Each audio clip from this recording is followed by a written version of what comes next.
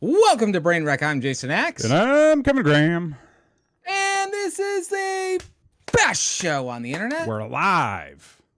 We're live. We're two dudes. Well, we're alive. Oh, I should fix you. You got a little cropping thing going on here. Oh, well, okay. Hang on. Full screen. We kind of jumped the gun a little. Like, I didn't have the chat up. You weren't full screen. My chat's not working right now. I don't know why. Oh, okay. Well, let us know in the chat if it is working. I just have the constant loop of, oh, there we go. All right. Now we're up and running. Like a couple of professionals. Doing our thing. Partying. You know how many times what we do now? You know how many times I have to update our live video on YouTube now because of the fucking platform we stream out of is constantly trying to brand us. Oh, because it's really? Because they put the branding on the thumbnail when you upload it, and then they put the branding in your description when you upload it, and then when you go live, they put it in the description again. I'm just like, this is not a sponsored stream. You are a man who does not like to support brands whatsoever. I support a lot of brands, but I also like free will. He likes consent, folks. So I will support based on my preference and consent. I will not have it any other way. And you shouldn't. Consent is key. We always say. And we're here. I always thought, in my heart of hearts, if not everyone's having a good time, is it a good time? Yeah. Because sometimes people are just being a downer. I mean, there's that. I mean, if I'm having a good time, but somebody else isn't, that doesn't change how I'm feeling. Well, you shouldn't let somebody else's time affect your time, obviously. But also, if you're having a time with that person, they should also be having a good time. Well, yeah. I mean, in that instance, sure. Because we don't have to try. What? It's always a good time. It's always a good time. It's always a good time right here on Brainwreck. So please like and subscribe. Ring that notification bell. This looks like a cowboy hat. You look like you are a is a bucket cowboy. hat. But if I wear it like I would a bucket hat, you can't see my face. You're a space cowboy right now. Like, that's what it seems like. Some call me the gangster of love. Some people call me Maurice. Well, you seem more like a Maurice than a gangster of love. Not that, not that you can't be, gangsterish. If you were to describe yourself of an of love thing, like obviously you're not a gangster either. But what are you of love? I don't know, man. I'm just a man. I'm just a guy. Man, I'm just a guy. Man of love. I'm just a man who's engaged. Yes, you are. And that's... Some people are a prisoner of love, Well, that's some people... Like, is that supposed to be a good thing? Like, I'm a prisoner of love? No. Okay, yeah. It's like the assholes that call themselves hopeless romantics. Oh, yeah, those guys are just dicks. Yeah, you're just an asshole. Yeah. Like, fucking commit. Shit or get off the pot. Or fucking just figure it out. Right. What? Yeah. What are we talking about? Yeah, nothing of love. No, no, I don't know. I feel like I'm not the one to answer that question. Why not? Because I shouldn't need to self-identify my love. Christy, if you could help us out here. People were, saying, well, Steely Dan was saying people call him the gangster of love. Right, and that was not correct either, because that was the Steve Miller Band again. But it's the same fucking guy. It's a Tool Perfect Circle situation. Exactly. Yeah. But yeah, like, because people called him Gangster of Love. Supposedly, allegedly. Right. I mean, he also said his name was Maurice, and then or that people call him Maurice. Huh? I thought his name was Steve. No, I'm saying he says people call him Maurice. Right, but why would they do that? His name's Steve. His name's Dan. What the fuck are we talking about? His name is Steely Dan. Steely Daniel. He flies like an eagle. To the sea. To the sea. Take the money and run. Exactly. He took that fucking money. Big old jet airliner. I think we talked about this like years ago on the show. Did you ever see when he was inducted into the Rock and Roll Hall of Fame? And how who the fuck are we actually talking about? Steely Dan or the Steve Miller? No, I did not. Steve Miller. Like, we were talking about miserable fucks last week on this show. Oh yeah, we were. This dude was a miserable fuck, like because the Black Keys introduced him and inducted him or whatever. Okay. Right. And they were so positive, so upbeat about it. Like they were so honored. And then he came out and acted like a fucking dickhead. And they gave an interview later on where they were just like, yeah, like it was awkward. Like we kind of wanted to just get the fuck out of there. What was his fucking deal? Yeah. Fucking people calling him Maurice. Nobody knows his goddamn name. No, like, right? It's in the name of the band. No, is Steve Miller his actual name? I don't know, because if it's not, it's really weird. Oh man, I was hoping it wasn't. Aw. It is. He's 82. I mean, like Sugar Ray ain't Sugar Ray. Like his name's not Ray, it's Mark. It's Mark. Who's Ray? Yeah, who is Ray? Steve Miller is 82 years old. Is he still kicking? Yeah, he's 82. He's not dead at 82. Well, I mean, like, well, that just goes to show you, like, he was Midnight Toker for a long time. That was shit. Yeah. Made it to 82 so far. Knock on. Cheers to Dan.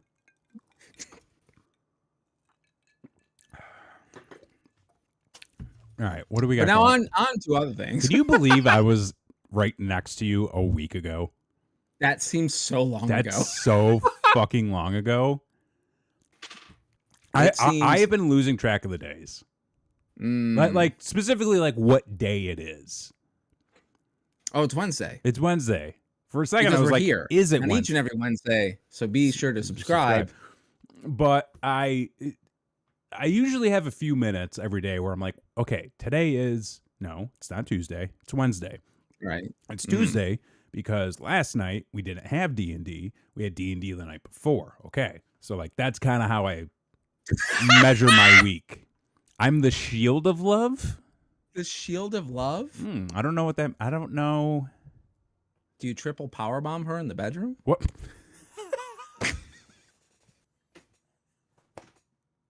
That was fucking great. That's a solid. That was a good one. That was a great reference. I wasn't even thinking of that. Yeah, I'm not sure what a. What does that mean? You block the love? Oh, he protects it. Oh, I'm a protector of love. He wears protection. Yeah. Always. So what are we talking about tonight? I mean, if we're gonna get into deep waters here. Okay, so okay. I feel like because you wanted to talk about an adventure you had, an experience you had last week or the week before, right? Which we may have talked about. I have no fucking idea what the hell we talked about last. I can't. Well, I actually went back and watched the show. Oh, you did? Okay. So I've been doing. I told you this not too long ago too. I've been going back and watching the weekly shows. Mm-hmm. Dude, like we're really funny. Oh, we're hilarious. We're hilarious. I don't know why we don't have more subscribers. I just made a killer shield joke. You just made a killer, but like 3 minutes ago. But like the shows have been really good. I mean, we've just been doing this for so long. I know. and it's not like I'm listening to it and being like, yeah, I like it because it's me. I'm like, I would at the very least have this on it in the background. Well, we've curated the perfect target audience of 2. You know, like I don't know. I mean, like we you know, we get a.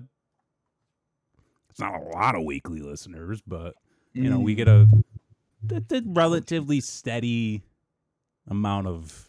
Yeah, see, like viewers. Bergman's here. Bergman's here. Sometimes that bathtub guy shows up. You know, the fucking yeah. I mean, you know, across the pond he is. Merch Stacy's husband. Merch Stacy's here from time to time. You know. Yeah, all that. What I'm saying is like we got a good show. Oh, we have a great show. The quality and is Bergman, there. Boy, you're gonna hear some things tonight that like.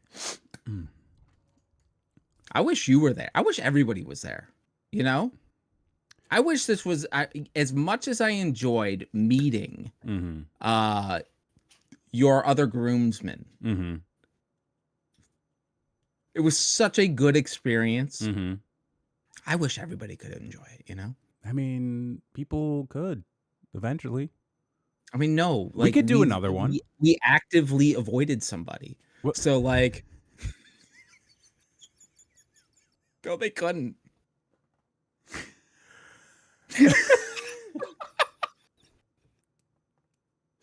I don't know that we were avoiding.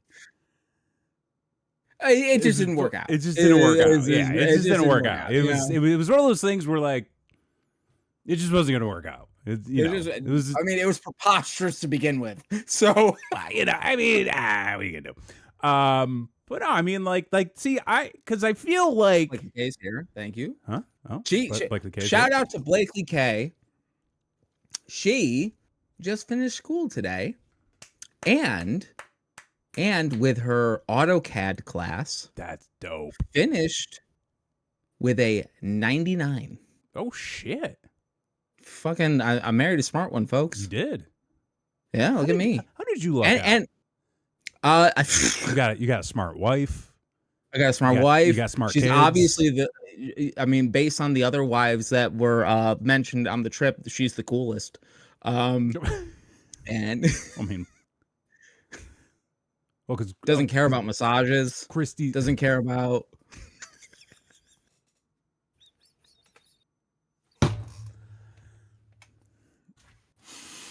You had to be there, folks. It was wonderful. Already. I knew this would happen. What? I feel like, well, okay. Okay. I'm going to stop. I have to stop. Because if I don't, I'm going to let you take the reins on this. It was your bachelor party. Yes. You are the one getting married. I'm getting married. So, sir, the floor is yours. Days. Which I just realized is really soon. But I'm going to let you take the floor, sir, and you can set the pace. You can set the tone. You can set the stage. Yeah. However you'd like. Yeah. So the reason why I was, right next to him last week was because I was in town for a bachelor party event. I'm getting married. There was like a half shot that we weren't going to have a bachelor party, which the ball was dropped. I mean, I don't think the ball was. Well, I'm talking about like at all, like from my end before anything even got discussed. Well, you just it never crossed your mind. No, it's not or that it you crossed just my mind. It was like because there was like obviously work was the concern. Sure. Because fucking April was jam packed with everything. Right. Yeah. Yeah. Scheduling was a little bit. Scheduling was tight. Because running a business, you got to make a little revenue for the business. So I was trying to book like as many things as we could, and then. Basically, it was at the point where like it's not that it wasn't in my head or it wasn't like, it's not that it wasn't top of mind. It's just that I was like, okay, that's not the priority right now. Like all these other things are the priority.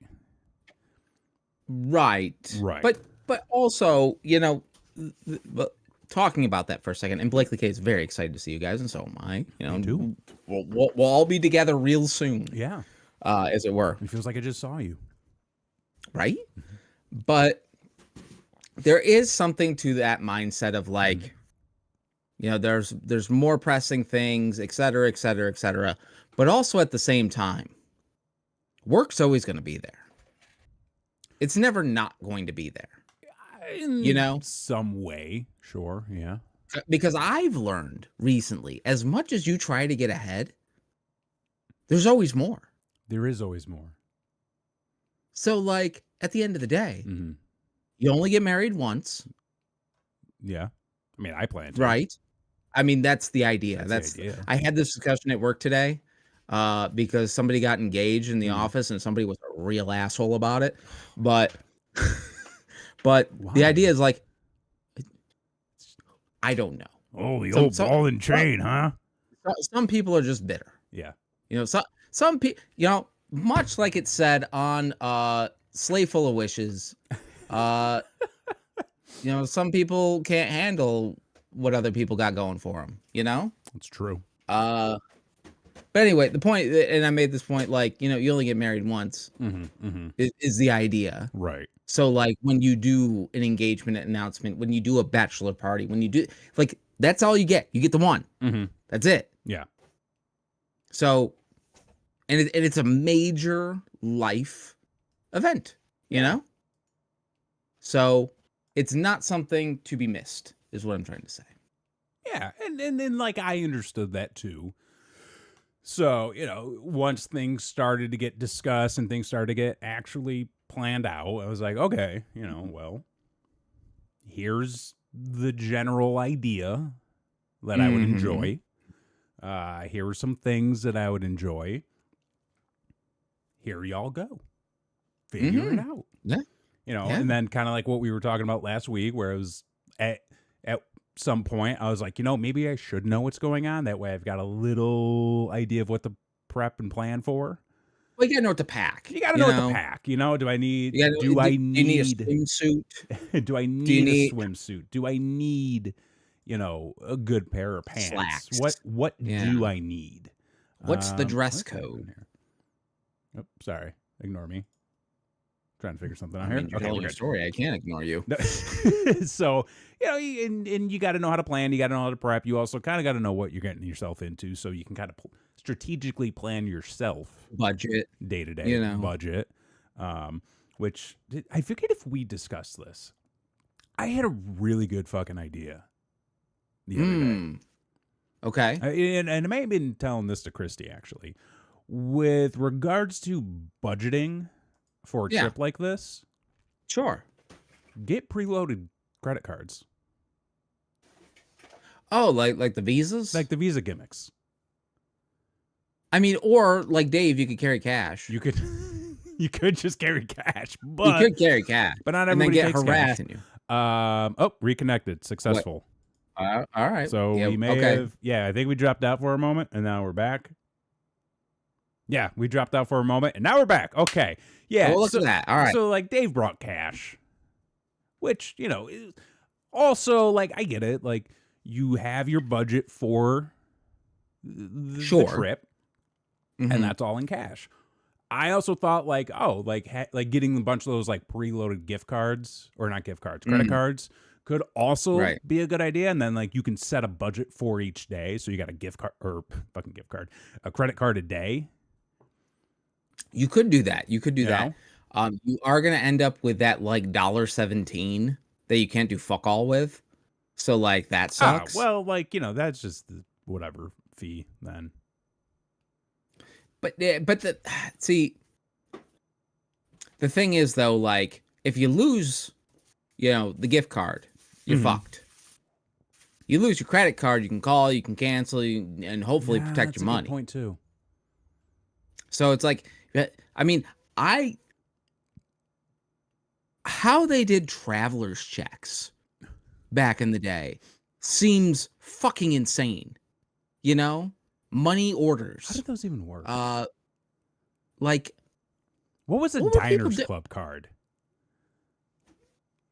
I don't Like, know what remember that how is. everybody had a fucking Diners Club card? What the hell was the Diners Club card? Bergman, help us out with that. I'm sure you have one, you classy son of a bitch. Diners. What? Diners Club was... Hang on. Diners Club International. Okay. It's a charge card company. Okay. Oh, they're now owned by Capital One. How about that? It was the first independent payment card company in the world, successfully establishing the financial card service of issuing travel and entertainment credit cards as viable business. Wow. So wait, so was this just like the first credit card company? Well, the first travel. The first travel credit card company. Or, well, let's find out. What was the first credit card company? So what happened back in the day? It was the Diners Club. Oh, so that was the first one, period. Yeah, the first customer. Well, okay, now I'm getting conflicting news. I mean, it looks like credit card, payment card issued by a bank beginning in the late 19th century. What? How did it work when they did the paper gimmick? You know, when they did the rubbing of the card on the paper? Like, when did you actually get charged? End of the month? Probably. What do you mean? They probably got charged at the end of the month. I don't know. You asked the question. I said probably. Well, you cut out. You cut out. I cut out? I didn't hear what you said. Yeah. Oh, shit. Apparently we just went live on Twitch. Welcome, Twitchers. Well, no, I think it would have been maybe like weekly, you know? Because it's like you don't want to have to go to the bank like every day with a handful of slips. Or maybe that is what they did. Well, I know when I used to work at the goddamn oil change place, daily you had to do a deposit drop at the bank. Did it. Yeah. You know? You know what? They probably did drop them daily, and then it wouldn't get processed until 3 to 5 business days. So you could load that motherfucker up and then just be like, peace. And then just throw it away. And what a time. What a time. Like, you know? I mean, I feel like people were always taken advantage of from a financial standpoint, but it just seemed more freeing back then. It just seemed like you could get away with more, you know? I mean, you could get away with a lot more, I'm sure. Yeah. But anyway, I don't know how we got onto the fucking financial crisis of 1987. We were talking about, just bring cash, which, listen, not everybody brings cash, or not everybody takes cash. It's also true. Yeah, whatever. But yeah, the bachelor party started off with me taking the trip out to you. That's right. You came a little early. Hung out, did some shopping for some wares, some DVDs and Blu-rays and a couple VHS tapes, and I got like 5 fucking RCA switchers now. So it was a choice, I will say. Like you came down and I was like, happy you're here. Yeah. We have this little time together, little intimate, between the two of us. Yeah. And then, we're going to join the rest of the boys and there's going to be a big old thing. And I was like, so what would you enjoy to do? And you're like, let's go thrift shopping. And I was like, okay, whatever you would like. And yes, we found a Radio Shack video switcher. Yeah. And I got like a shitload of Blu-rays and tapes. You guys have really good thrift stores down there. Oh, I know. It's awesome, right? Yeah. I mean, that's where I get my wrestling shirts. Like, I know. It's great. Like, you guys got so much good shit.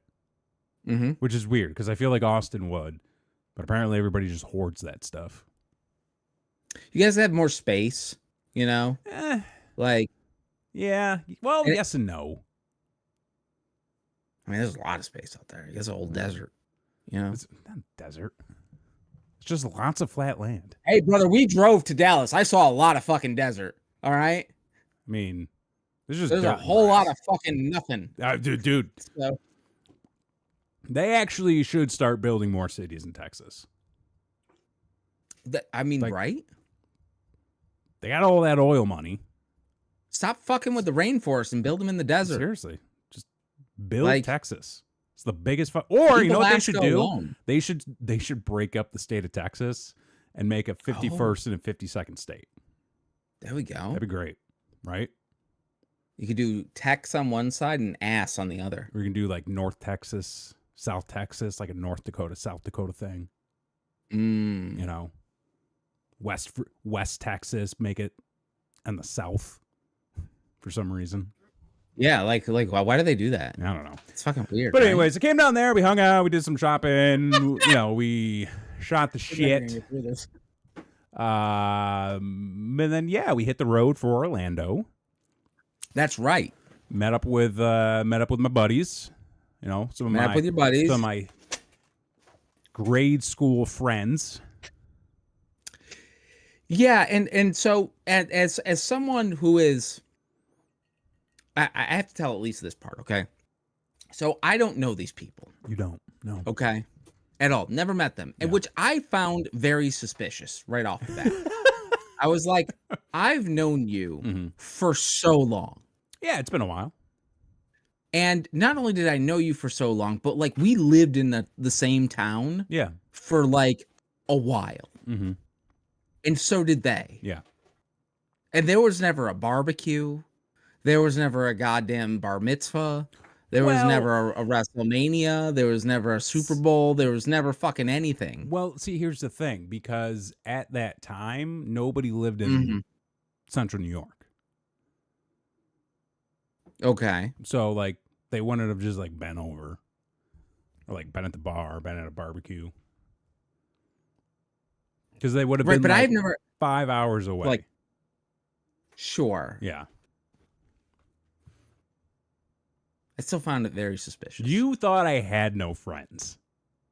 That is not true. You thought that true. these people were just made up. That my children did. I did not. They thought they were puppets. Why do your kids give me so much shit? They love you. They learned it. No, it's because they learned it from you. No, like, well, hold on. There was literally on Monday when I looked at my memories. It is the first thing that comes up is a video of your daughter when she was like 3 years old saying, I dropped the ball. And that was my birthday video from you. I mean, I'm pretty sure you did. But like, you know. Listen. I don't care. Your kids give me so much shit. Well, okay. But also at the same time, like, there's a lot of stuff that they just pick up on, you know? Yeah. Oh, I got that. And like the boy like literally cried when he was going to bed on the day you left because like he missed you already. You're beloved here. I'm over in the Hacks household. You're over in Florida. Big time over in Florida, apparently. I mean, especially in the Central Florida, Orlando, Tampa area, you know, between there. People love me. But what can I say? I mean, there's a reason that my son also says don't pull a Kevin when playing Fortnite. Yeah. And that has nothing to do with me. That's on you, Oos. Yeah. Wait a second. I'm getting called out. Kevin may have dropped some balls in his time, but he's pretty good at juggling. And I can juggle some balls. Juggling a lot of balls right now. Sure. Yeah. Got all the balls up in the air. Yeah. You're a big fan of round things. And we'll say, I mean, who isn't? Who isn't? But yeah, so you finally met my friends. Oh yeah, so I finally met your friends, right? Which I had to kind of, I feel like I may have warned you, well, not really warned you, but like kind of given you a heads up on just kind of like this is the dynamic. Sure, right. And then for a while you had been telling me like, hey man, like these guys are just talking in the group chat. And I don't understand any of this. I don't know what's going on. And I was like, well, what are they saying? And you mentioned it. And I was like, oh, dude, I totally get that. Yeah, you got it. Like, I understood it to a T.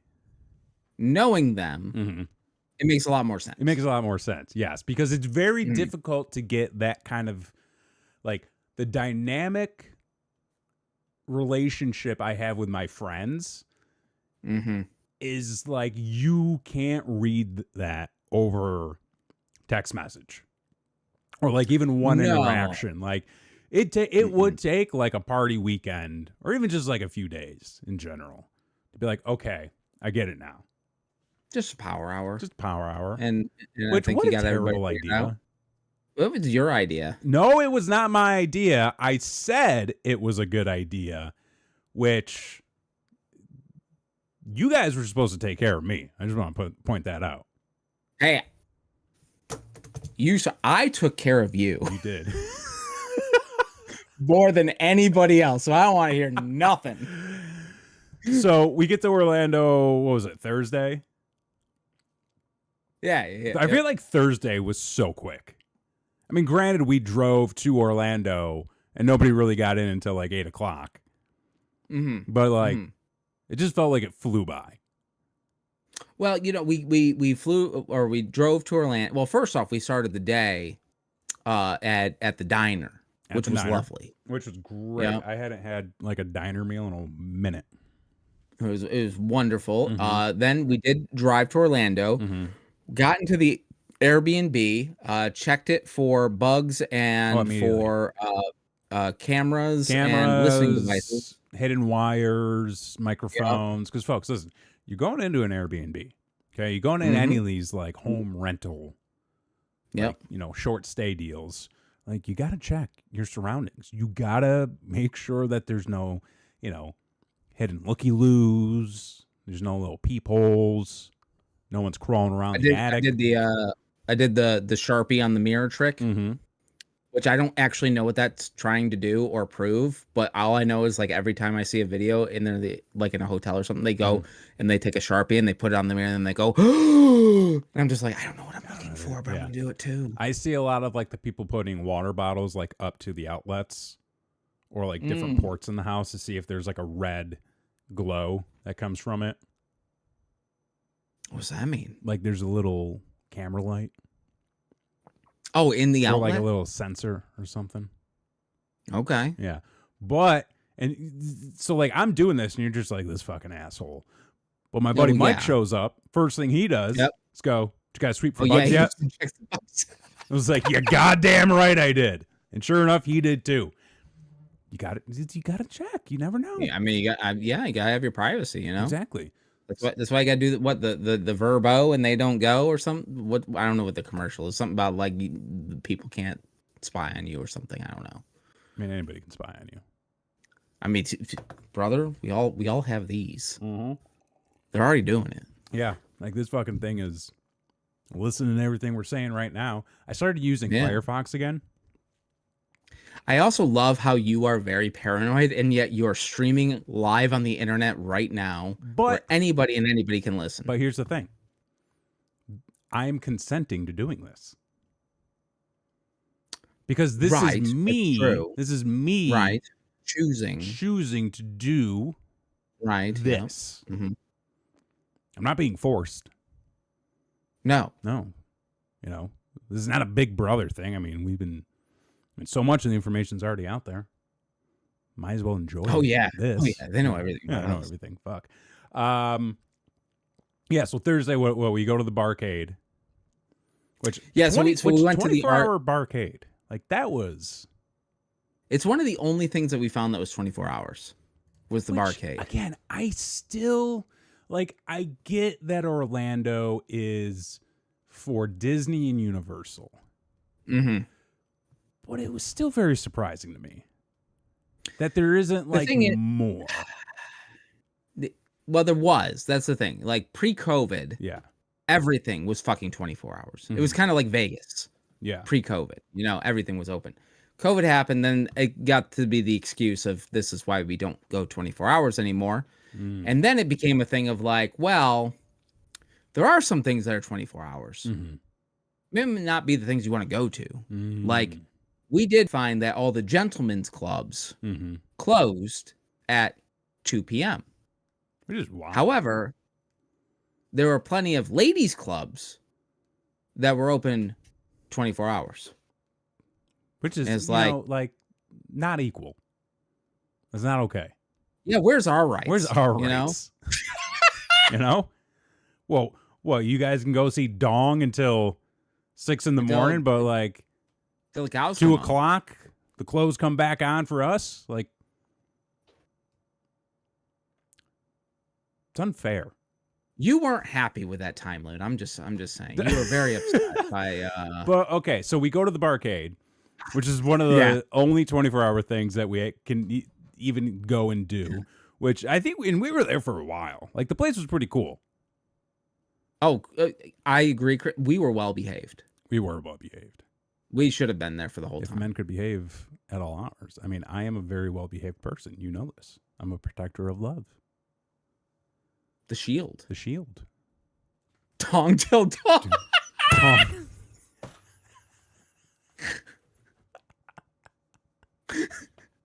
Well done. Great job. And she's hilarious too. She's hilarious. Not only she's smart, but she's hilarious too. Look at that. Right. Yeah, so we did that, and it was a pretty cool place. Like, I feel like there's a lot of barcades, but there's not a lot like that. There's only been like a handful. Hang on, I gotta pull. This is lagging for me. I'm gonna pull up the controller. Oh, okay. Orange cat whistling. Okay. It was fun. It was fun. It was a good time. You know, it was a good start to the weekend. It was a good start. I will say, like, there were some machines that like were sus. Yeah. Like my skee ball score was kind of fucked. Was it though? You know, or are you just not that good? No, I was sinking. Yeah. And it wasn't registering. You know, same with the basketball. Like, I was Kobe. But it wasn't going. I mean, like, maybe you should have just changed lanes at that point. Well, I mean, we had a full rack. Mine was counting. I mean, that's the only one that matters. Is like, you know. I mean, I won. As long as the Bachelor's having fun and Dave's breaking his hand at the punching boxing thing. Dude, he hit that fucking thing so many times. I'm like, dude, it's not going any higher. Listen, Dave just wanted to knock a thing out. He had a goal in mind. He wanted to hit 900. He did not Tony Hawk it and hit 900. But he was hitting with power. Okay. So I was saying that like he was breaking 800, 850 a lot. But listen, I punched this thing like twice. And I had to stop. Because like my first hit, I fucking rocked it. And then the second hit was kind of like, I kind of like whiffed on it. And then like it got to a point where I'm punching this thing, and then just instinctively I'm throwing working punches. Totally. You know? Yeah. And it's like just barely going. I'm getting like 1, you know. Yeah. 1 point every time. This is embarrassing too. Well, I mean, I whiffed 3 times before I hit it. Oh, dude, I had a tequila sunrise. Yeah. I was feeling good. Yeah, you know. You got that Conan going. Little Conan going. Do you think, but like, so we both experienced this, right? Okay. Where we whiffed on the punching bag. Oh, yeah. How do we fare in an actual fight? Oh, horribly. Horribly? Oh, I'm going straight for the eyes. I'm kicking the dick straight in the eyes. I don't give a fuck. Kicking the dick straight in the eyes. Oh, okay. I'm here to live I got kids. I'm here to live another day. Okay.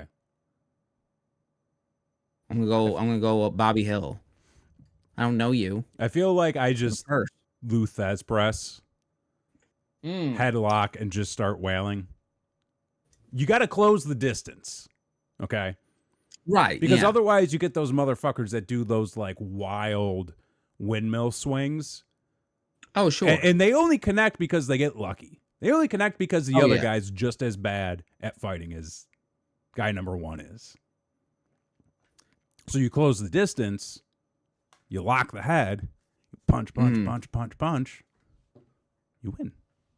I love your theory. Thank you. I love your theory. I'm great at this. I hope it works out for you. Yeah, thanks. I'm going right for the dick.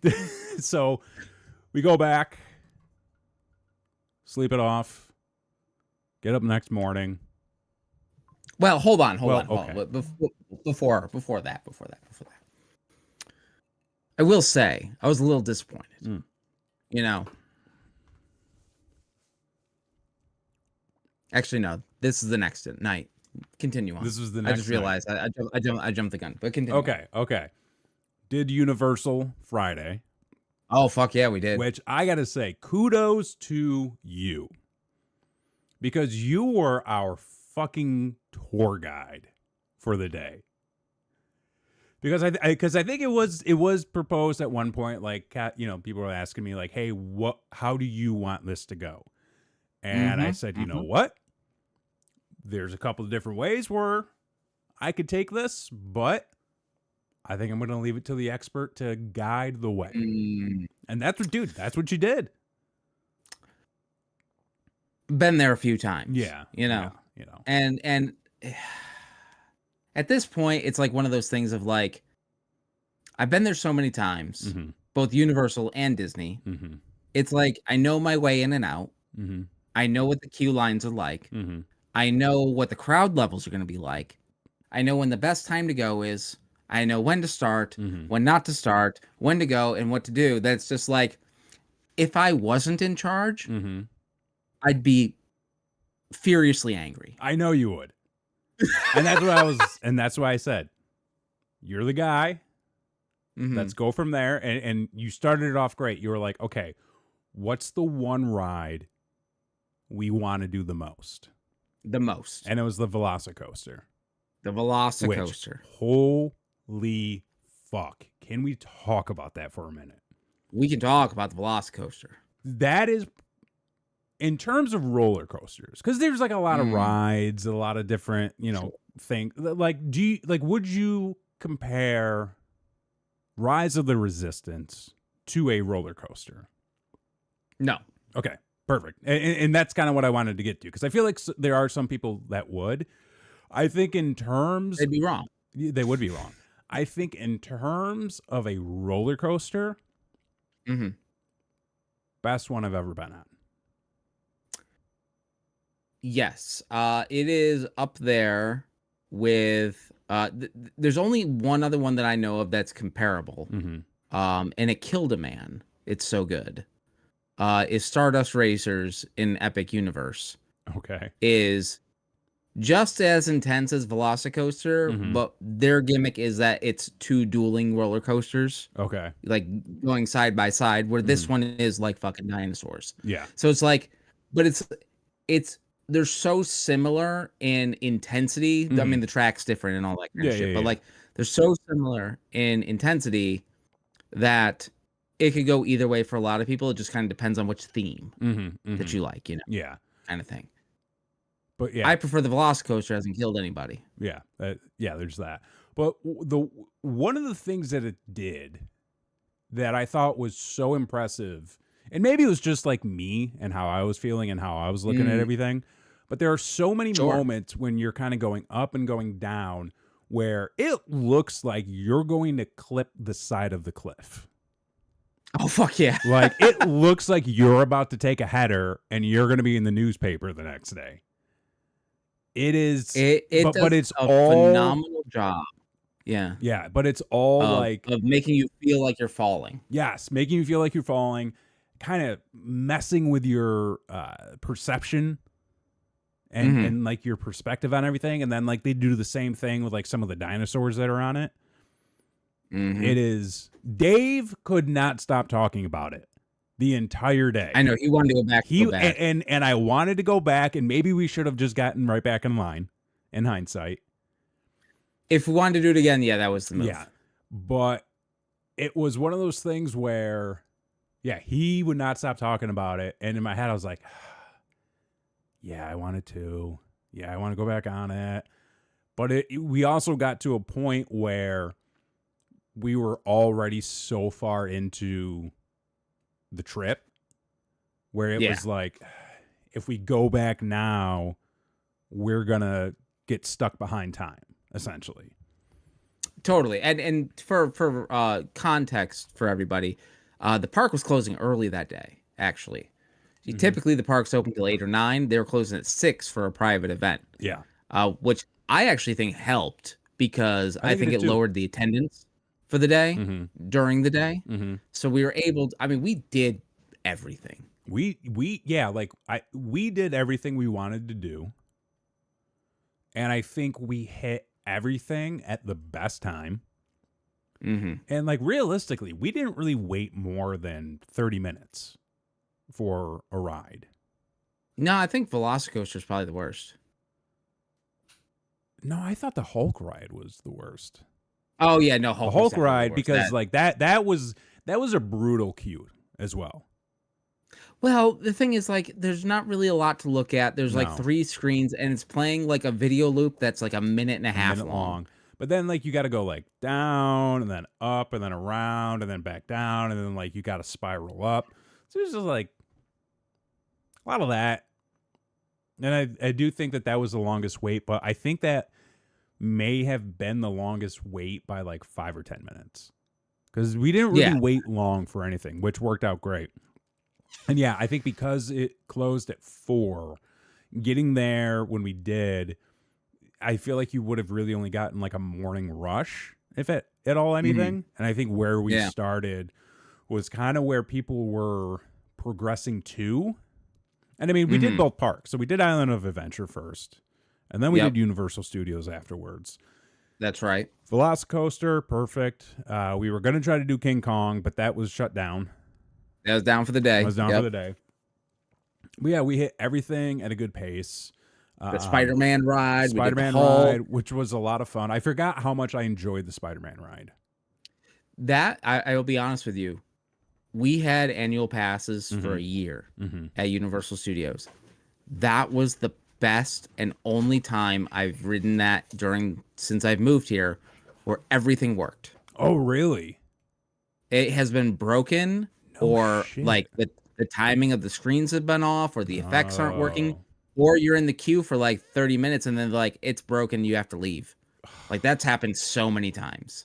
So we got like the best possible ride through on that ride. Yeah. I'm sure it doesn't help that they basically had to just update the video and then try to retrofit some things because like that's still in its original form for the most part, right?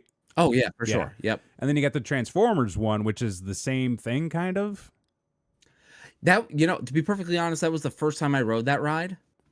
Yeah. And I'm good. I think the ride itself was fun.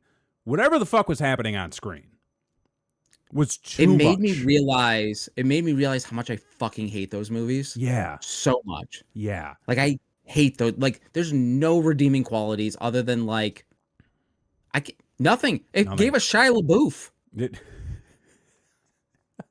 Yeah. But the thing with it is all of the Transformers sound the same in terms of like the fucking sound effects when they're changing and stuff.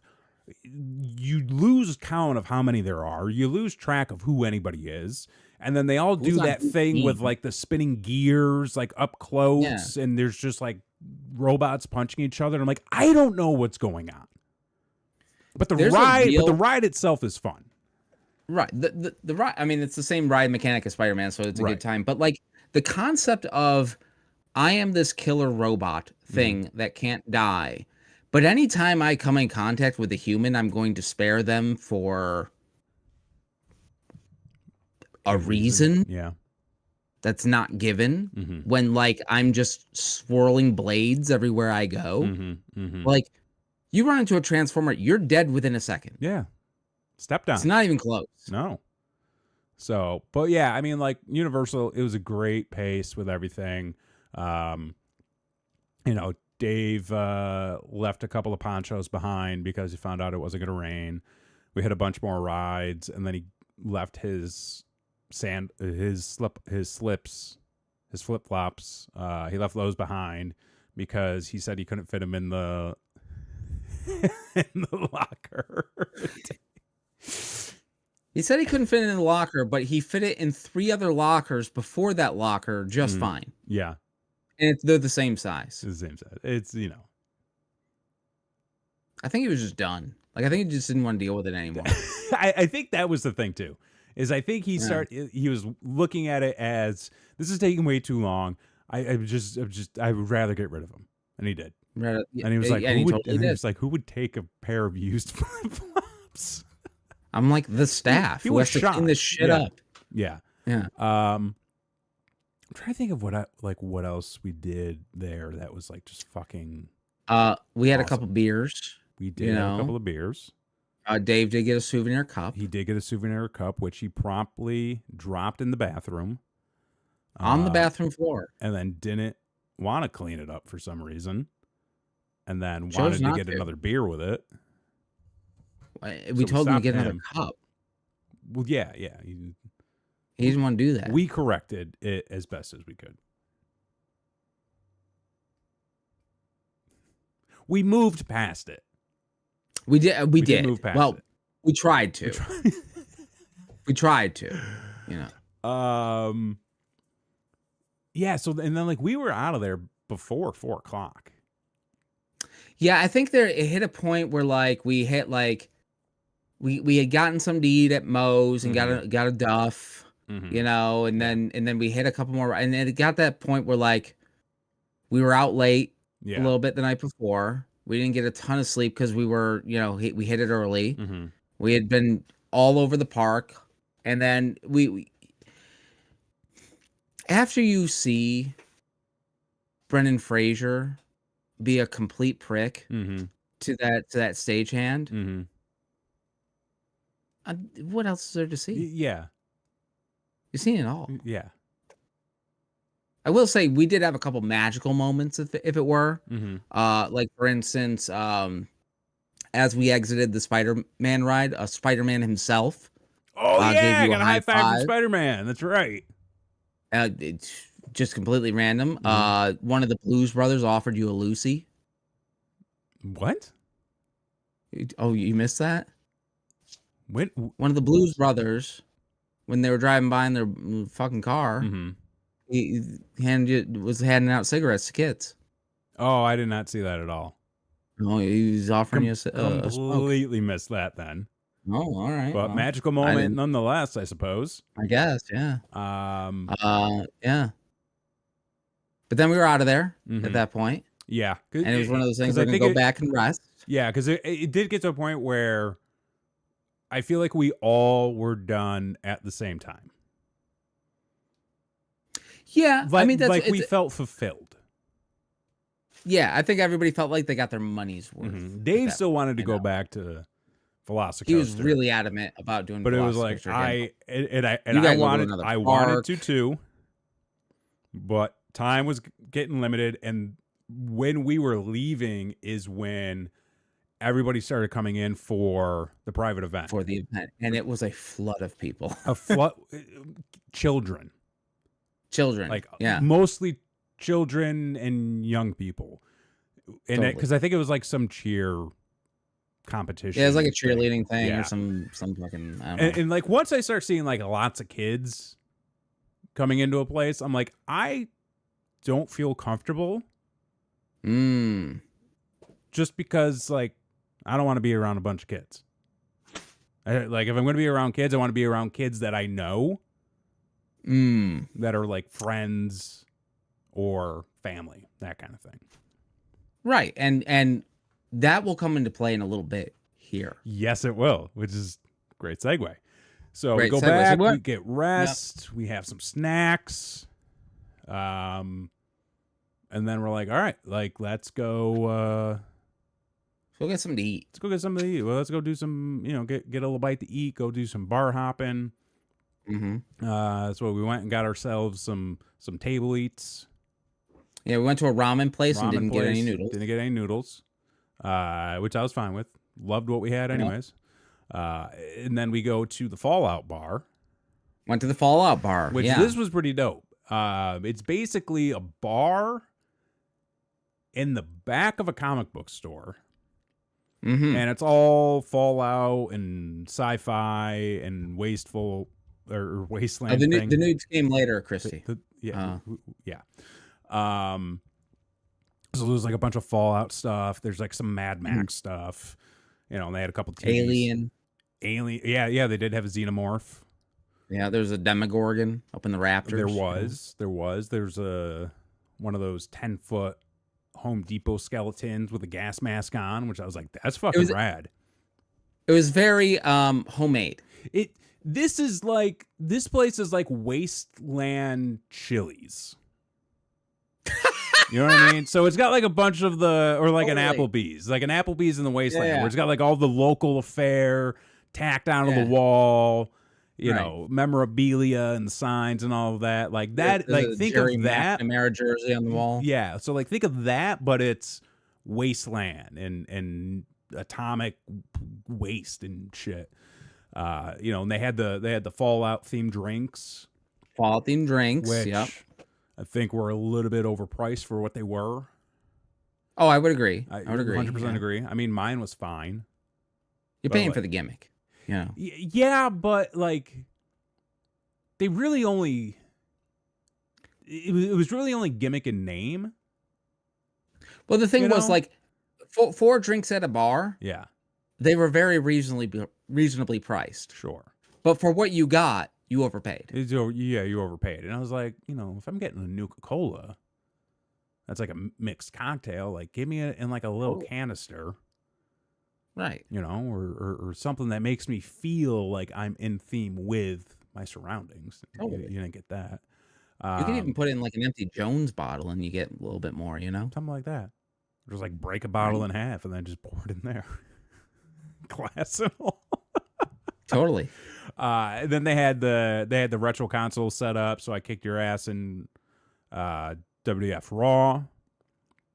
Yes, won the Battle true. Royal, and then Dave proceeded to spam and beat everybody in Mortal Kombat 2 by using one move the entire time. The only move he knew.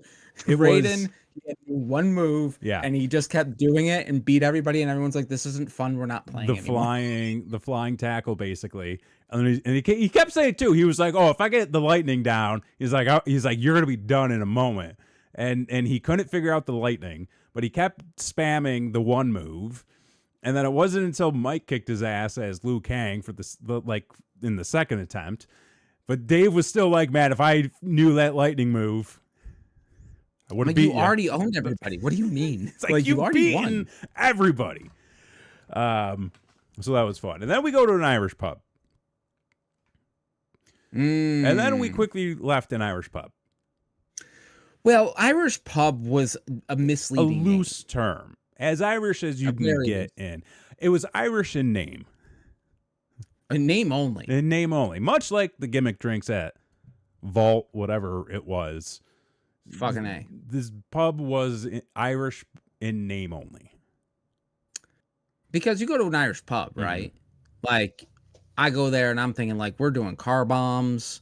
We're gonna maybe drink some Baileys, maybe drink some Jameson, have a Guinness, but not all at the same time at the end of the night.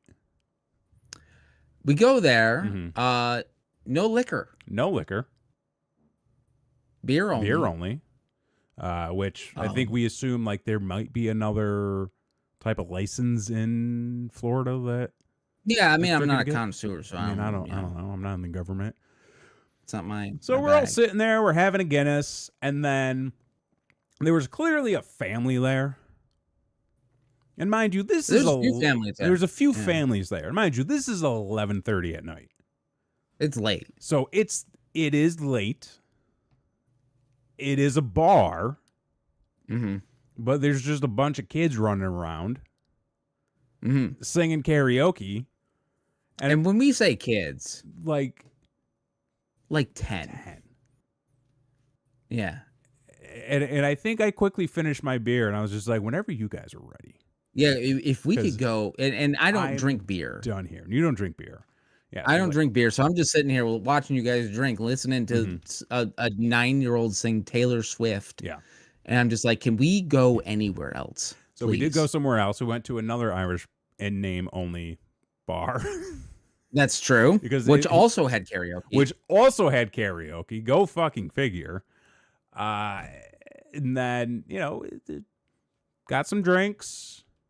You got a 90s mystery pack? I got a 90s. I went and did the mystery vending machine. Got myself a 90s mystery pack of a sticker, a button, and a keychain. Yeah, I believe that the button was of Britney Spears' first album cover. Yeah, so it was Britney Spears button, Ninja Turtles sticker, and then a Sonic keychain. Very 90s. Very 90s or whatever. Hung out there. We played some pool. Yep, some darts. Yeah. That was about it. There was no other thing. That was about it. Nobody was giving commentary about people at the bar. I can tell you that. No. It was nothing like that. At least not for me. If there was, I don't know about it. No, and then on the way back, it got discussed about some food. Mm-hmm. So we got some pizza delivered to the house, which was wonderful. Mm-hmm. And then this is where my disappointment kind of kicked in a little bit, because like I said, these were mystery people, your groomsmen, but boy howdy, did you talk them up quite a bit. That they were party animals. Yeah, you didn't know if I could hang. Well, I don't think I ever said that. I mean, I thought I felt it. If anybody could hang, I know it would be you. Turns out. It was pretty much just you and me the entire time. I was like, I just came off of a music festival, fella. Like, I'm ready to go. I just came off of working 80 hours straight, literally. But I feel like we maintained a good pace. Oh yeah. We handled our shit at Universal. We handled our shit through the night, and then I was like, let's play some beer pong. Everybody else had asked the fuck out at like 2. So we stayed up. I think we stayed up to 4, just playing beer pong, watching fucking In Your House 90. Yeah, we watched criticizing goddamn I forgot what the fuck. Oh, that fucking match that was horrific. What the fuck? I think it was Adam Bomb in it. Oh, it was Adam Bomb and Mabel. Oh, fuck. But fucking Hakushi versus Brett went on for way too fucking long. Yeah, so the opener was Hakushi versus Brett, and on paper you'd be like, great stuff. Man, that's gotta be great. Hakushi fucked everything up. It was, and it went long. It was like a 20-minute match. Yeah, and Brett was doing double duty that night. He was doing double duty, and then they played the angle of he jumped off the apron and sprained his ankle. Yeah, it's just they really did do dumb shit. Brett ain't putting no one over clean, All right. And then it got to a point, where I think we were just this, let's just call it. Yeah. We got another day. We got another day ahead of us. Which the next day we did do, and I'm rocking the shirt. There you go. We did a fucking. I wouldn't even call this an escape room. I would call this an experience. It was an experience. It was an experience. It was enhanced. I would do exclusively these. Yes. If that were an option. Because I was told, hey, we're going to go to an escape room. Mm-hmm. And I was like, cool. I like escape rooms. I've done them a bunch. They're a lot of fun. I was of the impression that it was going to be related to horror in some form. Sure. So I was like, this is checking a lot of boxes for me. Totally. They had a cool t-shirt. It's got a wrap. Look at that. There's a scarecrow on it. Yeah. And so we show up, and I'm thinking typical. Just, nothing fancy out of the box. I kicked my thing. Check in, do your thing, go pee. But as we're checking in, he's like, oh, okay, you're doing the Scarecrow's touch. And it was like, yeah. He goes, okay, so you're the or you guys are the social media influencers. And I was like, yeah. Well, we're walking to the back area, and I'm like, did he just fucking say that we're influencers? And I'm like, did those assholes drop an Iggy and be like, hey, we got 2 famous YouTubers coming with us? So how about that's kind of what I thought. Yeah, a little something for the effort. But also when he said it, I'm just like, I'm not on the internet. I forget because it's just part of the routine. This is part of what we do. Yeah. So we'll come back, and the way this guy is going over things is very weird. It's suspicious. It's suspicious, and it's almost a little bit in character. It's a little tongue in cheek. And I'm thinking okay, so this is either the fucking TGI Fridays gimmick where they come out and everybody depressingly sings you happy birthday. You know, so it's just something like you got to do to enhance the customer experience, but it's never fun. So he's going over and everything. We just want the 2 for 1s, you know? We just want the endless app. So, like, I'm kind of picking up the thing, and I'm like, okay, like, this is part of something. And then he's just like, all right, now I got to go to the bathroom real quick. So I'm going to leave all this stuff here and don't go into the room until I bring you over there, okay? So you're not going to go into that room. I was like, okay. And then the moment he goes into the back, they got the one actress lady who just suddenly starts busting out this whole social media influencer gimmick. And I'm like, what the fuck what is this? What's happening? And then she's starting to talk to us. Yeah. I'm like, is this like, are we fucking being put on here? Like, what's happening? And then, but it was all part of the thing. From the moment you walk in, you're in the experience without knowing it. In the experience without knowing it.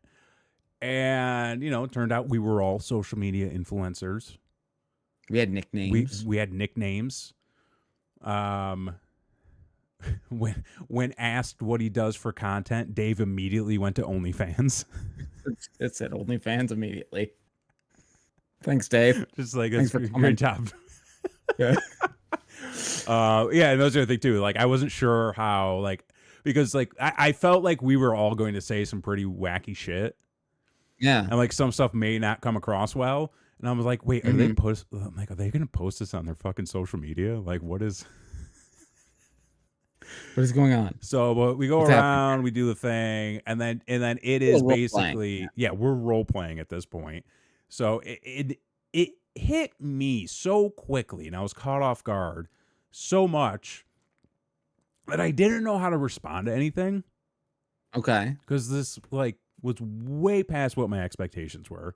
So when she starts like interacting with us, in my head I'm like, oh dude, just like run the gimmick. Yeah. But then I was like, what do I say? What's my gimmick? Who am I? What's my motivation? What is my motivation? What's my backstory? What's my tragic origin story? You know? Right. So we eventually kind of start to like interact with it more. And then we go, and then she brings us outside into another area. And then like we go into one of the other storefronts that's all like blackened from the outside. To actually paint the picture a little bit more clear, they made us leave the establishment. Yeah.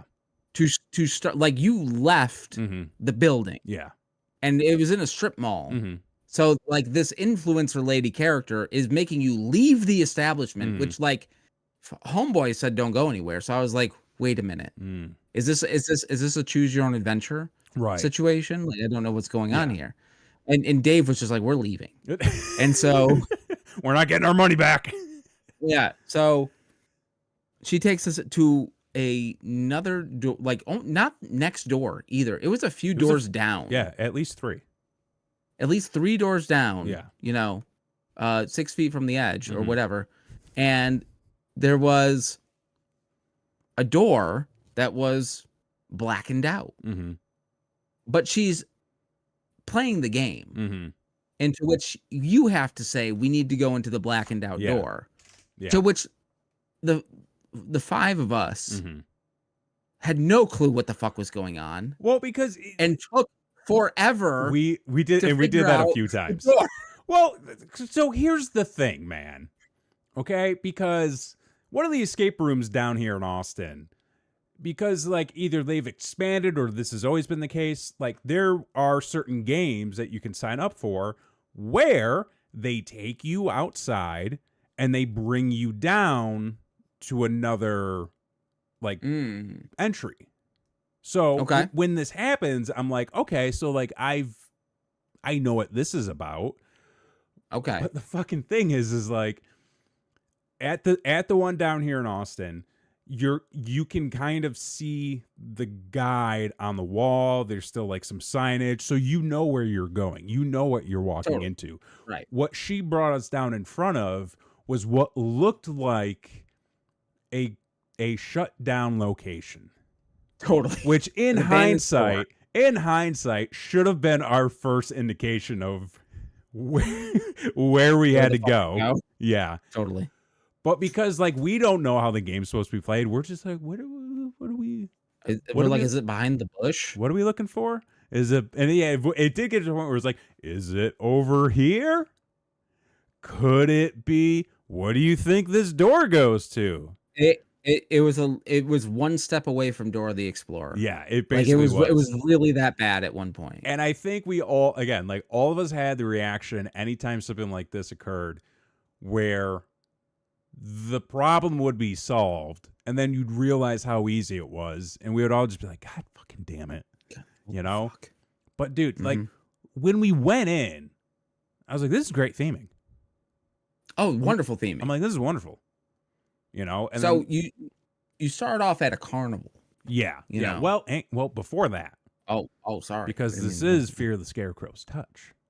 That's true. We come into these like, you know, this front, like, you know, facade, essentially. Sure. Where it's all themed. And then she's like doing a little like Insta video. And then she's like, okay, so the guy said not to go through the corn stalks without him, but how about I go look ahead and maybe we can figure out where we got to go. And I was like, okay, you do that.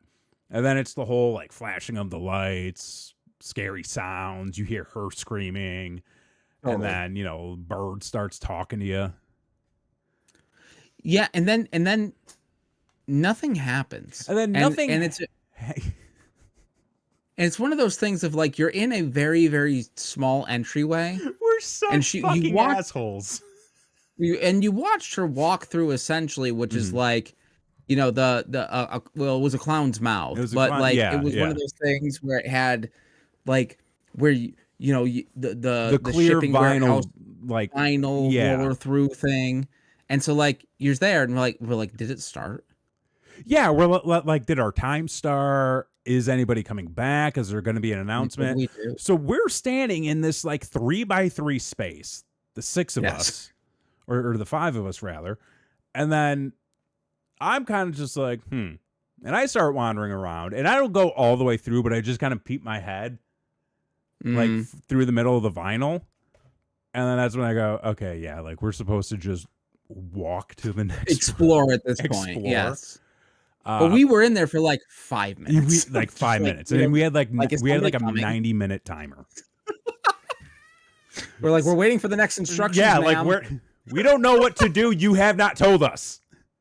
What is our purpose of being here? So we start kind of looking around, and then we hear like the squawking where the actor person is now going over like some things you got to do. And then there was a fucking clown because like we had been wandering around this like carnival, which again, great theming. Looked great. Looked a lot of fun. I was like, how do I capture some of this and apply it to my wedding? There you go. Yeah. Yeah, you were taking inspo pics. I was taking inspo pics. You know, which and then there was a clown that you couldn't see the face of the clown. The clown didn't show up until I honked the horn. Right, it's on honk the little for help. cart. And I only honked it because I wanted to be a goof. And kind of be like, I wonder what this thing does. And it's like honk. And then like the fucking person just like popped out the cart window. But you don't see their face. You only see hands and arms. And I'm like, this clown is hands. Yeah. I'm like, I'm being touched. And then they grab you. And then they do grab you. And then they put stuff in your hand. We did have to sign a waiver of like we consent to being touched. And I was just like, well, hold on. Like I was like touched as in like Legends of the Hidden Temple, or Dave's got to call his wife. Like what are we talking? What are we talking here? That's a good one. That was funny. Thank you. And then she just hands me like a mini suitcase, and I'm like, there's a lock on it. Okay, so we got to find the lock. Right. And I think eventually, like, we went through like a series of games. It was a lot of fun. But we had been in this room for so long that once we completed everything and the other door opened, I was like, oh, yeah, there's still more to this. Oh, boy, was there ever. And boy, was there ever. Just when you thought you were done. But we had spent so much time in this, like, carnival area playing all these games, trying to figure out which locks open which locks you got to open first before you get the other ones. it felt like our hour and a half was up. Oh yeah, I thought we were fucked at that point. Which, come to find out afterwards, we did it really fast. We did it really fast. And then we go through, and then like we're in the corn maze. Yeah, so you go into a corn maze. So it was essentially like, for those that don't know about an escape room, usually it's like 1 or 2 or possibly 3 rooms that you escape to. What was interesting about this is it was the same concept, except there was the corn maze in between the rooms, which was like the enhancement of like, you have to go find the next fucking room. Yeah. And it's not easy. Yeah. Yeah. And this is when the experience kind of started to take a step up, because number one, it's dark in the corn maze. Oh yeah, it's not lit. And you're not getting a lot of instructions. And then there's like the hidden door, like on the wall, that you open up, and then you start to figure out, okay, these are the rules. And so we're running all over the place. We figure out what the puzzle is. But now at this point, as we're completing stuff, the room is changing. Yes. Like yeah. And like I knew something like this was going on because you heard like a lot of slams, a lot of walls were shaking, but certain areas became blocked off. Yeah. And other areas started to open up. And basically the maze was changing as we were going through it, which I was like, this is fucking great. This is great theming. So we kind of got everything solved. We went through and did the whole thing. And then this was, well, first we had to go like we worked our way to this other room, but then we had to work our way back, and then we had to like work our way back over. Yeah, they were very good at like putting key. It was like a Zelda dungeon. Yeah. Like they put keys for the first room in the last room. And so you had to figure out all that kind of shit. I will say, the windmill. And we'll get there one step at a time. Okay. Because it's at this point where we are officially proceeding to the next session that the big thing, the big part of the experience hits, and then a spooky scarecrow. Oh yes. Jumps out and starts chasing you. And chasing you. And threatening you. With a shovel. And I was like, oh, God, we're going to die. Quick, Dave. Yeah. Get behind me. I need you to be the bait. You're the first to Which my nickname was First to Die. Your nickname was First to Die, but I was pushing Dave to that to that spot. So we get to the next room, and again, it's very similar where like you got to figure out which keys to get first and everything. And then we came to a point in the experience where I think everybody was just really excited.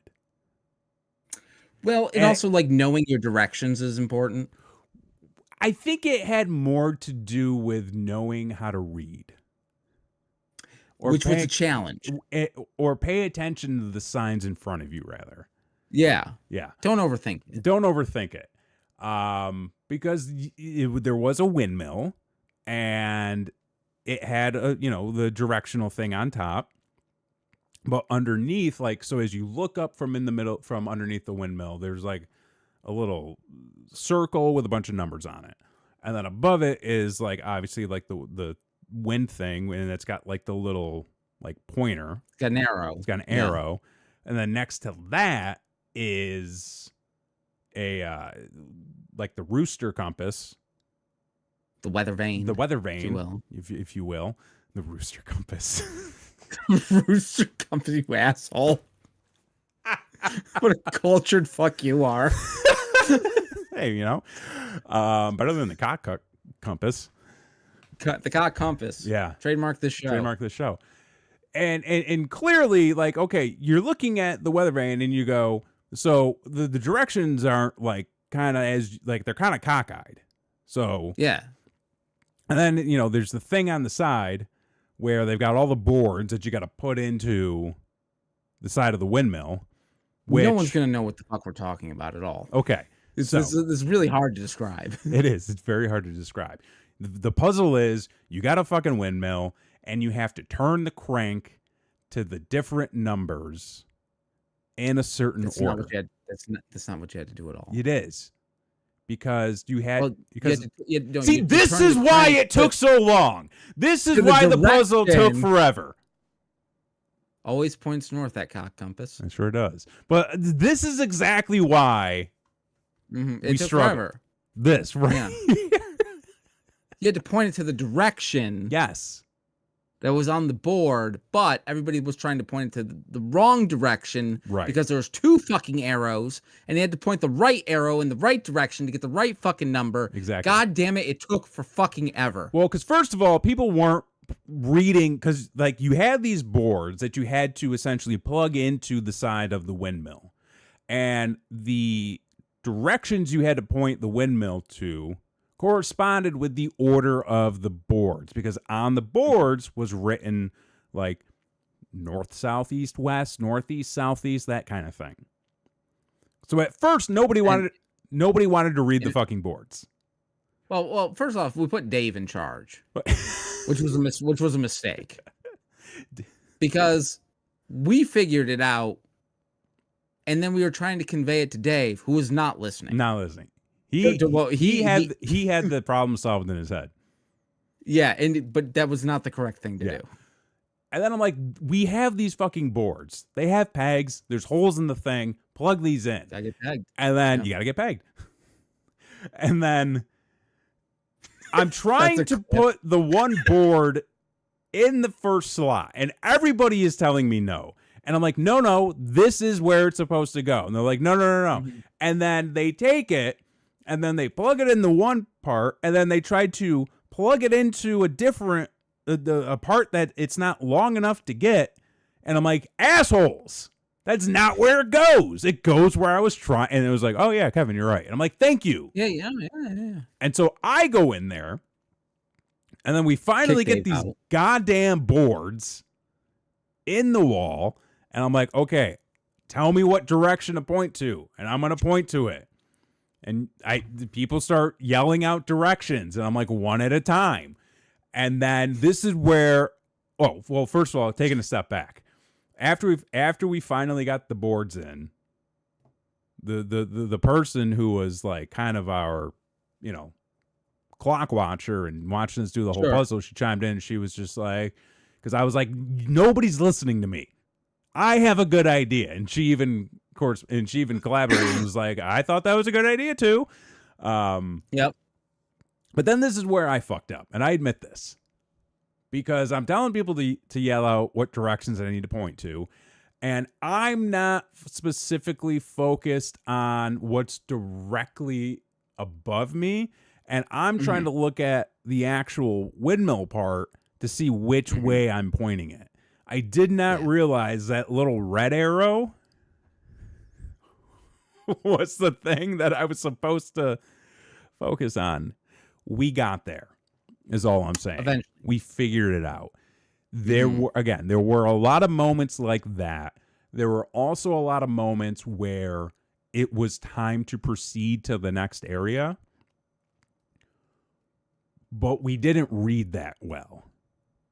And we just kind of like there was a room where we just stood in there for like 3 minutes after we solved the last puzzle and the next door opened.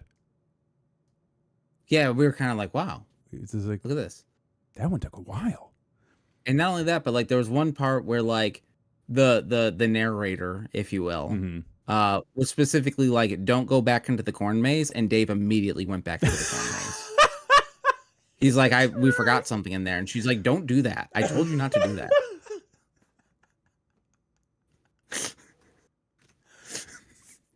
We all had our way of solving things.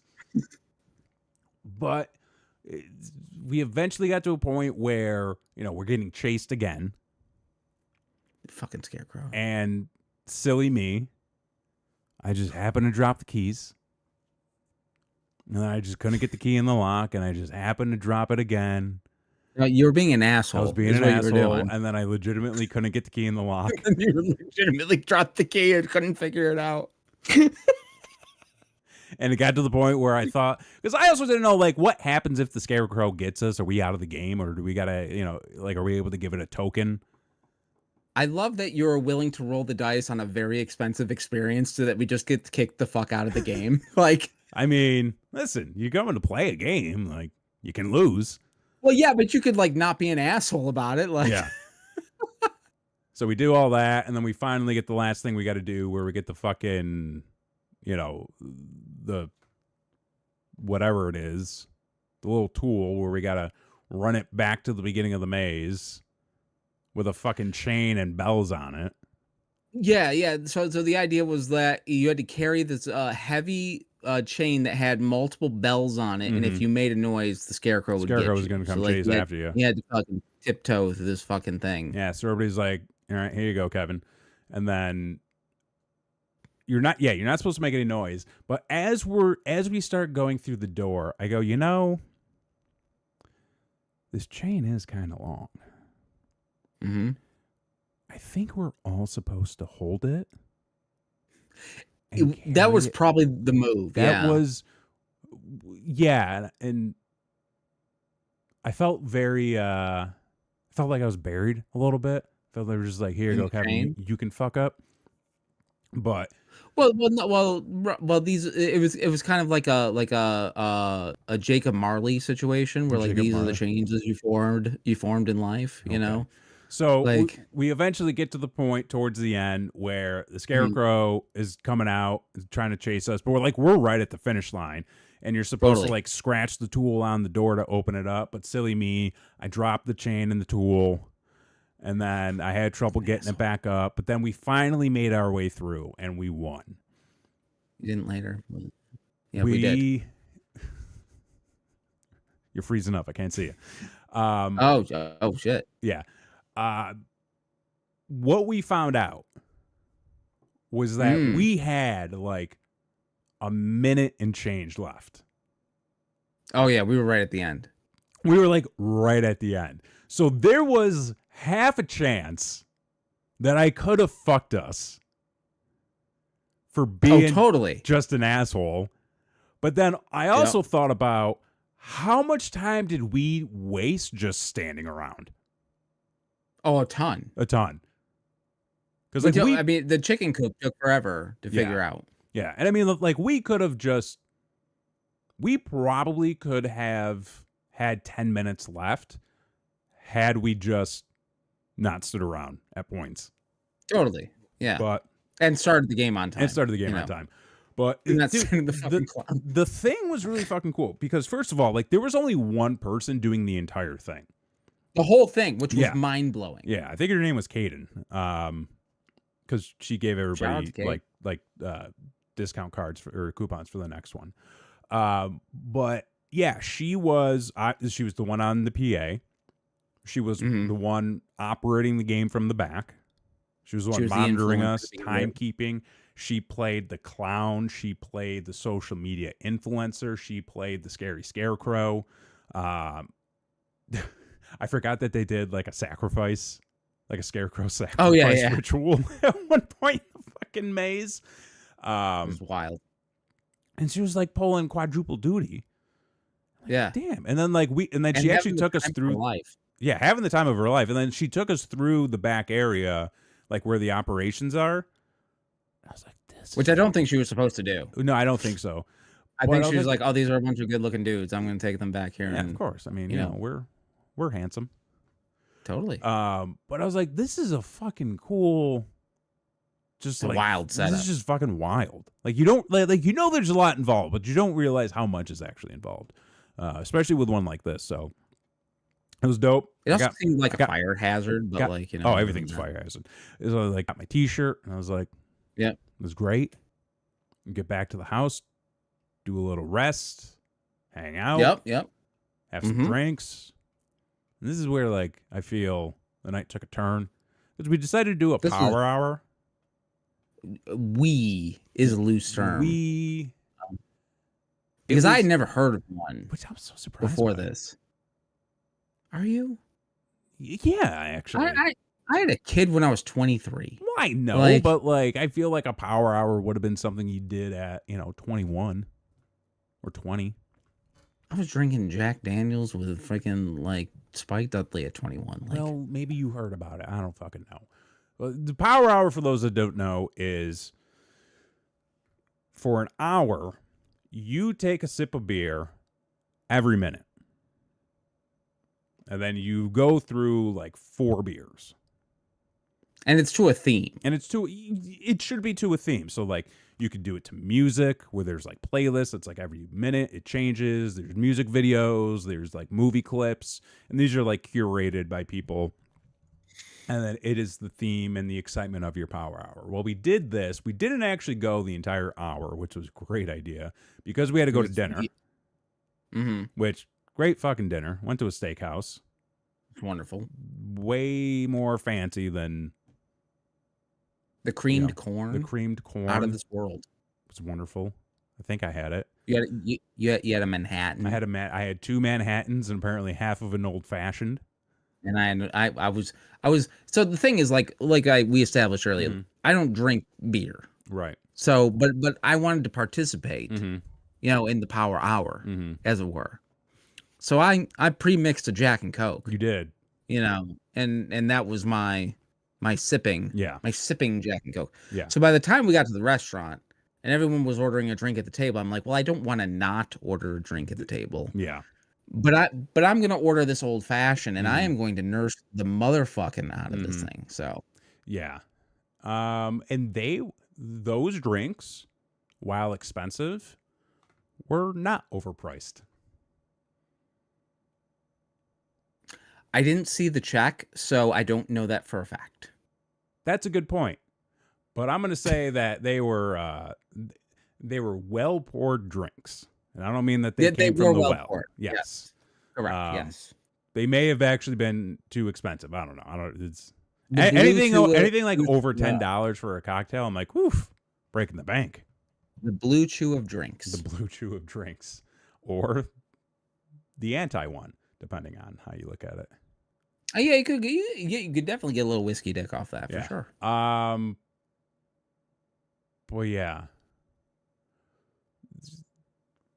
It was maybe not a good idea to go straight into cocktails From the Power Hour into cocktails at the fancy dinner. Yeah. But I think it loosened everybody. Like everybody gave a nice toast. Mm-hmm. Andrew's toast moved you to say nothing. Okay, because Andrew did his first, and no, I thought Dave went first. See, the weird thing that happened was that Dave went and gave a nice toast to you, and then you said some nice words about Dave. Yeah. And then well, I would say more responded to the story. Responded to the story, right? And then Mike went and said some you had some nice words to say about Mike. And then Andrew went and said some nice words about you, but then like the appetizers came. So there was like a pause because everybody was interested in the appetizers. Yeah. And then everyone was like, "Oh, Axe, why don't you go?" And then I go, and then you had said some nice words about me, and Andrew's like, "What the fuck?"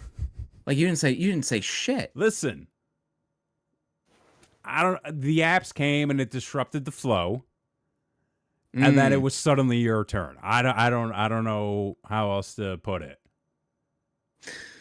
It was there was no prompting of Andrew, would you like to finish? Now, Kevin, would you like to respond?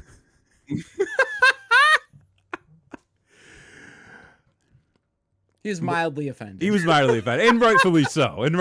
I will say. But that was a good meal. I think that the experience of it. The thing I didn't want to bring up, right? Is you go to a steakhouse, right? And it's your bachelor party. You do whatever you want. We're here for you. We're here to celebrate you. It's your time to shine. Me. Homie has bad teeth and can't really like chew steak anymore.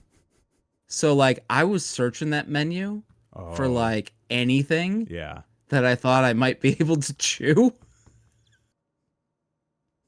A beef Wellington was the best I could find. And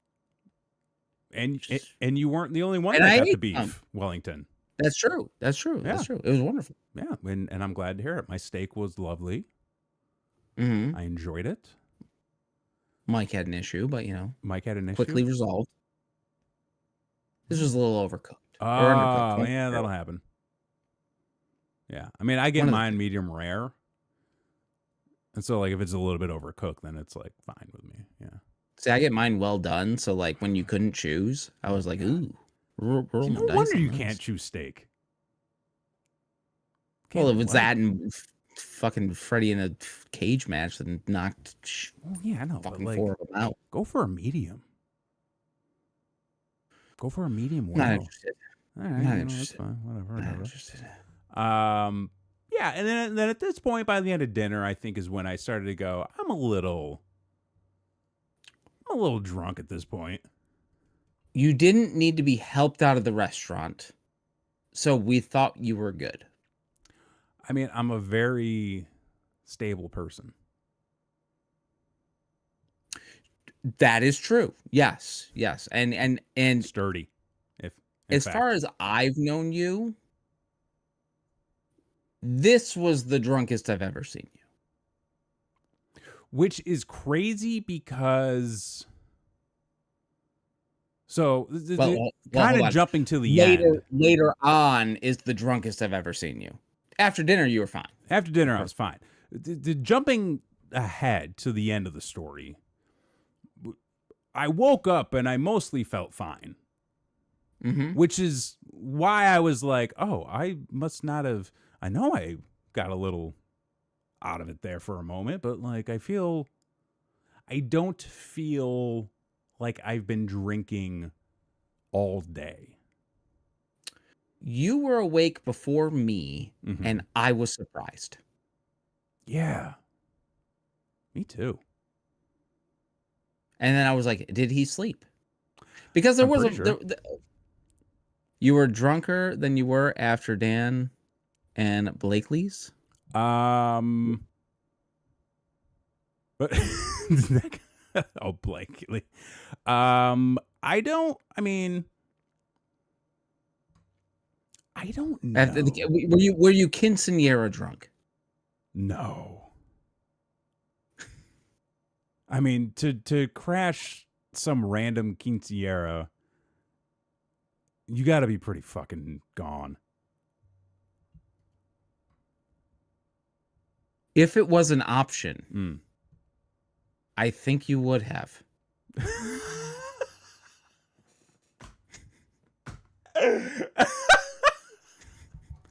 I'm just saying. Yeah. Okay. There was a point where we got, again, skipping to the end of the story. There was a point where we got back to the house where you're just like, I'm fine. We need to keep going. And I'm like, dude, I literally had to feed you mints in the Uber so that you could make it because it was questionable. I made it. Yep. I didn't get sick. No. Which I also call a shocking win. An upset, if you will. I thought for sure as soon as we got out of that car that was going to be it for you. Yeah. And I was wrong. Dude, I feel like I kind of crushed the stamina game with this trip. No complaints. No complaints. Yeah. There were complaints, not with you. Not with me. We'll say. Yeah. Yeah. But yeah, like with putting it out there. After dinner, we stopped off to see a show because time was of the essence, and these types of clubs happen to close at 2.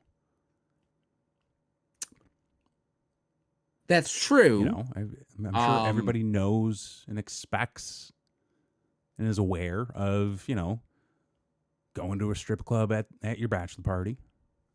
Totally.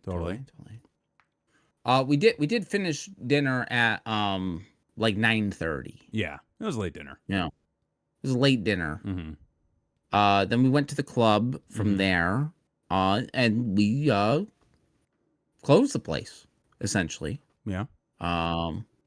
Buckets of beer. Which again, Surprised it came so quickly. When the tab, so again, I have to reiterate this.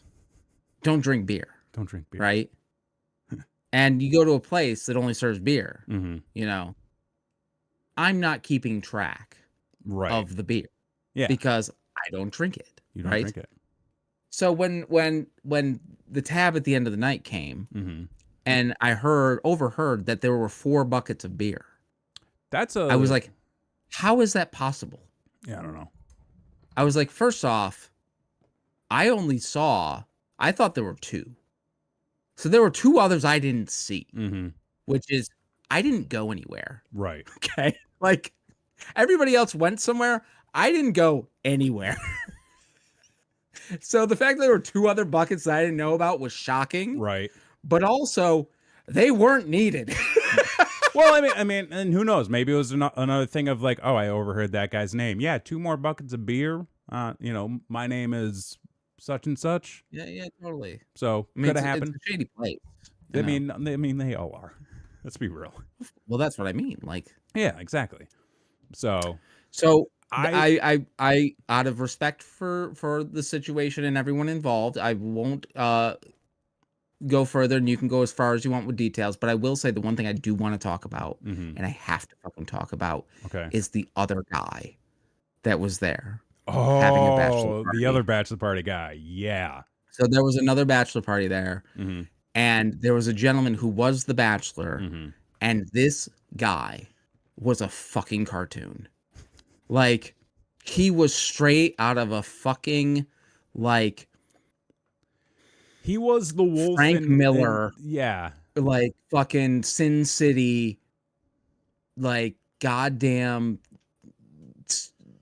like, Hawaiian shirt, porn stash, fat motherfucker throwing bill. If he had a cigar, it would have fucking picture perfect this dude. And he was having the time of his life. Christy asks if we dueled. We did not. Mm-mm. At least not that I recall. No. But no, I do like he got the stage show. Okay. The well, and we weren't going to do that. Yeah, that wasn't. Yeah. I wouldn't want to have been forced to be on the stage. Well, consent is important. Yeah, of course. Wait, what is this? Forget your Yu-Gi-Oh cards. Oh, forget your Yu-Gi-Oh cards. I don't have Yu-Gi-Oh cards. Thank you very much. Never did. But this guy to me was like, the wolf in a tuxedo on Looney Tunes, who sees the 1,000%, like yep, banging on, doing that, the big over dramatic, cat calling and reactions, that kind of thing. He was so aggressively throwing dollar bills at the ladies, where I'm just like, fella, you need to like you can. I felt sad a little bit. Okay.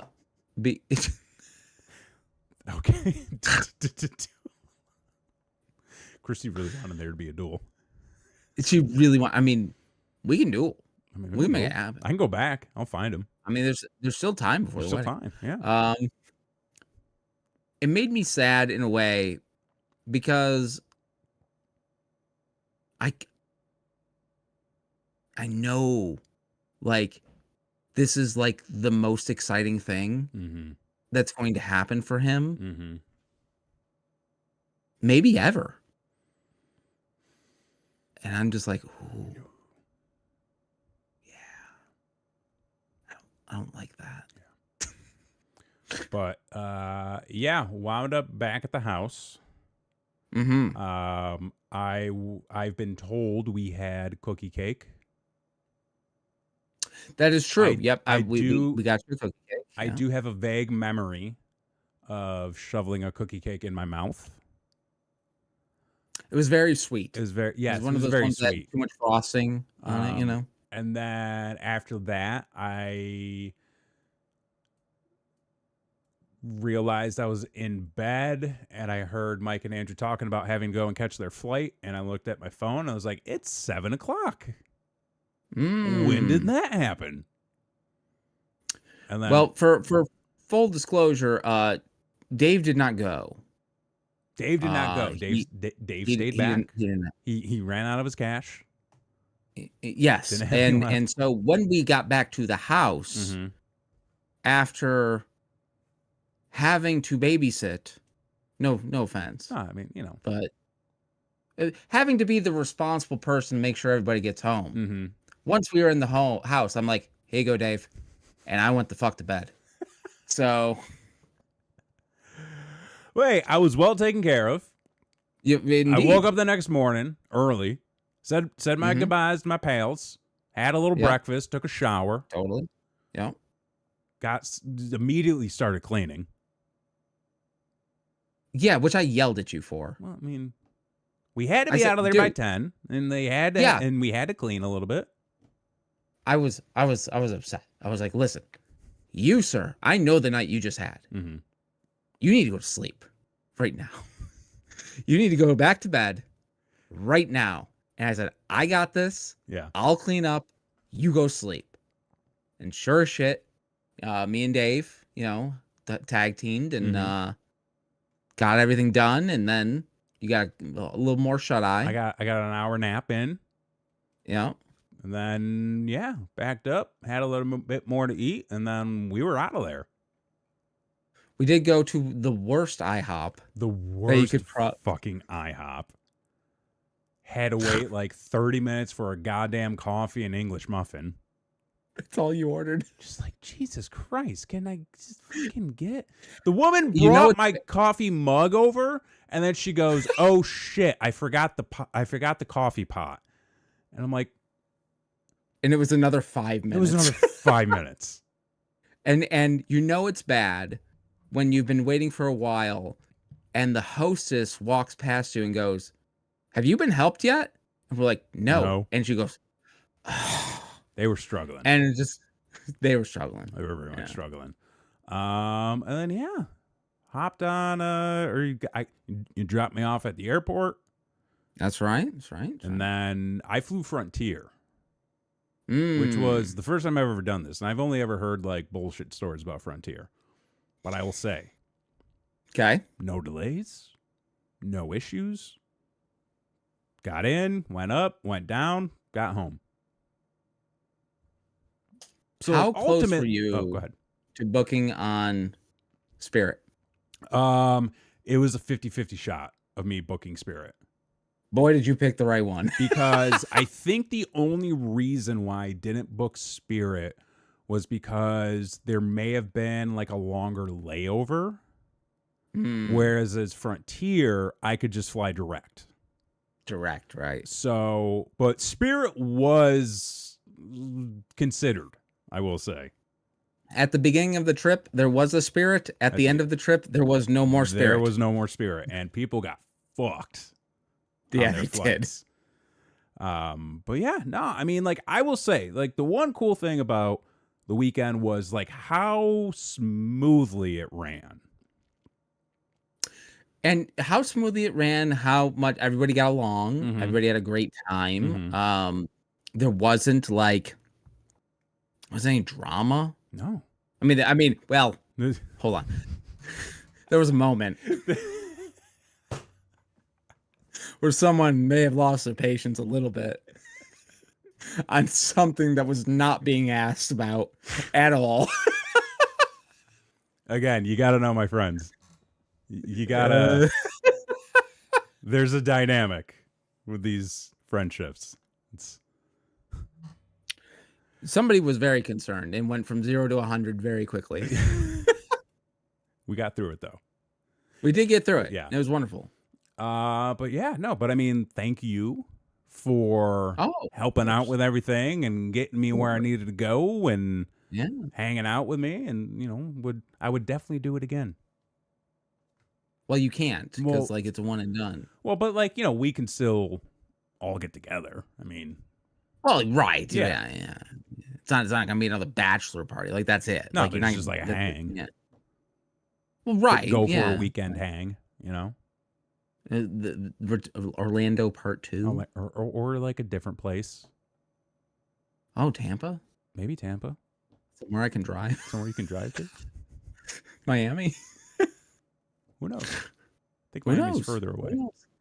So, but I think that's going to do it. We've gone way too long on this one, folks. Way too long. But thank you for watching. Thank you for tuning in. Thank you for hanging out. We're about to party it up at your wedding, Blakely says. Yes, we are. Yes, we are. Yes, we are. Yes, we're going to have a great time. Yeah. But, yeah, like I said, that's going to be all here for tonight. Subscribe, comment, come hang out with us again. We'll be a lot quicker next time, I promise. Totally. Yeah. I mean, next week we got regular life to talk about, so like, yeah, we'll figure that out. Back to that shit. So who knows what's gonna happen? Exactly. But for this week, I'm Jason X. I'm Kevin Graham. And it's been your show.